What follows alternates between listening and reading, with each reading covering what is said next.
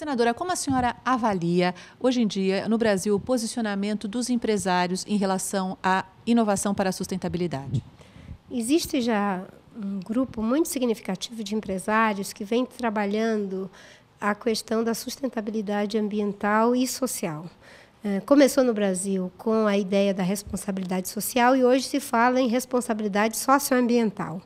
É claro que para que essa dimensão e esse compromisso seja traduzido na prática, é preciso buscar os caminhos ou pelo menos as novas maneiras de caminhar. Então, é apostar mesmo em conhecimento, em tecnologia, em inovação, em conectar esse desafio também com as pessoas, não é? Que eu não gosto muito do termo consumidor ou cliente. Eu gosto muito de pensar a sociedade como parceira das empresas. E quanto mais esses parceiros forem conscientes de que ali tem um produto responsável, que respeita a legislação ambiental, que respeita a legislação trabalhista, que tem uma atitude cuidadosa com a água, com o ar que a gente respira, com a terra, as pessoas passam a ter quase que uma relação afetiva com o seu fornecedor ou com os produtos que elas adquirem. As empresas, sendo um espaço onde existe recurso financeiro, no qual as pessoas passam, talvez, 30% do seu tempo útil. A senhora acredita que as empresas podem ser a principal força motriz de uma grande mudança em prol da sustentabilidade? Uma das principais forças, com certeza. Eu digo que os governos e as empresas são os que têm as maiores condições de fazerem as mudanças, porque eles têm os meios, eles têm, inclusive, os recursos humanos, muitas vezes, e os recursos financeiros e tecnológicos para fazer essas mudanças. Então, eles podem alavancar processos, se constituírem como mediadores dessas transformações que o Brasil e o mundo precisam. Por que, então, alguns gestores ainda hesitam neste momento? E que sugestão, que conselho a senhora daria para eles? Como mudar esta visão? Eu sempre digo que a gente precisa mudar um pouco a perspectiva que a gente tem sobre esse desafio. Não é? Eu dizia ainda há pouco que não é uma questão da gente se adaptar para fazer melhor o que já estamos fazendo, que isso vai nos tornar sustentáveis.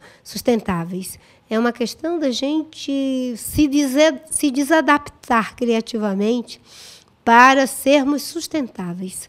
Não é? E essa desadaptação passa por fazer novas perguntas para a realidade, por busca de novos produtos, por busca de novos materiais e de novos mercados.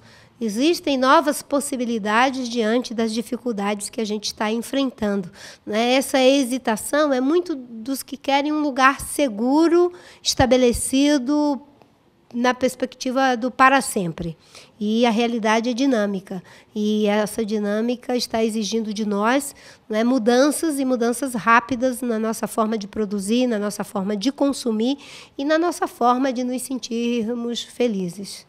A senhora está montando agora um instituto voltado para a sustentabilidade. Qual vai ser a participação das empresas, por exemplo, nesse seu novo modelo?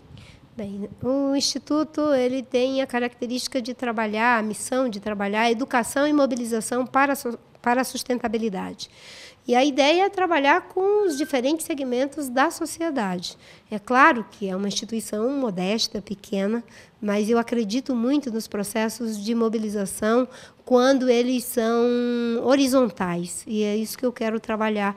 Não é? E aí, com as empresas, com as universidades, com a juventude, com as crianças, na perspectiva de fazer com elas e não para elas, porque eu acho que o grande desafio é substituirmos a visão do pela perspectiva e o compromisso do com, fazer com a juventude, com os homens, com as mulheres, com os governos, com as empresas.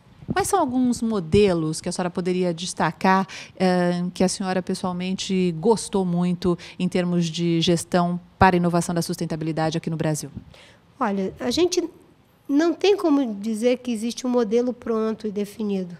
O Brasil tem algumas experiências que podem alavancar processos grandiosos e inovadores nessa agenda da sustentabilidade. Sermos o país que foi capaz de se antecipar na produção dos biocombustíveis, isso é uma experiência muito positiva. Sermos um país que já tem 45% da sua matriz energética limpa, isso é uma experiência positiva.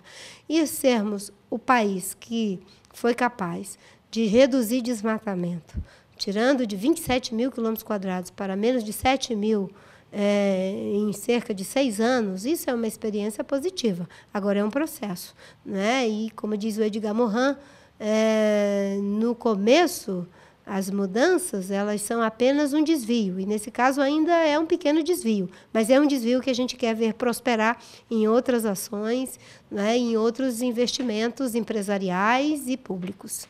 Como as corporações podem incorporar de uma maneira mais efetiva a sustentabilidade dentro da estratégia da gestão? Uma das formas importantes é colocar isso como um valor da empresa e que se expresse na visão que a empresa tem, nos resultados que ela quer alcançar. Que não seja algo de fora para dentro, mas que seja algo de dentro para fora. Que a ideia da sustentabilidade, né, ou esse princípio, esteja integrado ao planejamento das ações da empresa. E aí você vai ter um processo que é integrado e integrador, né, do gerente à pessoa que está ali fazendo o trabalho de limpeza. Você vai acabar criando uma visão integradora dentro da empresa.